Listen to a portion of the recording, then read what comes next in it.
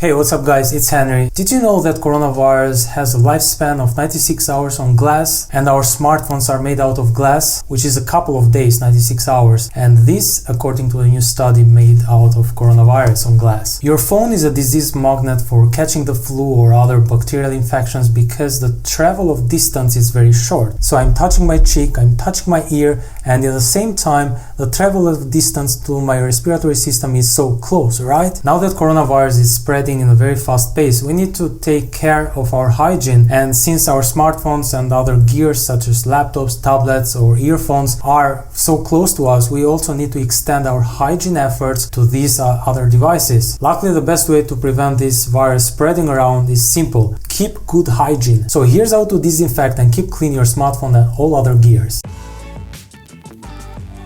Your main cleaning tool should be a microfiber cloth. I myself have always used these optic cloths because I like this. They are very gentle on your smartphone because smartphone is expensive. They also don't have the loops, such as on these other microfiber cloths that are larger. But when it comes to hardy gears, for example, your laptops, speakers, then I use these larger microfiber cloths to get clean. Next to the microfiber cloth, you'll need some warm water mixed with a tiny drop of dish soap into a bowl. So the cleaning process is very simple. It's recommended to power down your smartphone before applying this method. Dip a small part of your microfiber cloth in that bowl. Now apply it to the screen of your phone and start removing those germs. For best results, also give a little pressure while doing this process. For the tiny holes, I use a toothpick and blend it with the optic cloth to remove those hidden germs. Follow with a second wipe process to remove excess liquid until it's dry, clean and bright. Now, generally speaking, I would recommend you to clean your phone at least twice a week, but every day would just be the best choice during this period of coronavirus being around. Also, if you use a cover, always remove it completely when you clean your phone. Clean the cover as well and let it dry before putting it on again.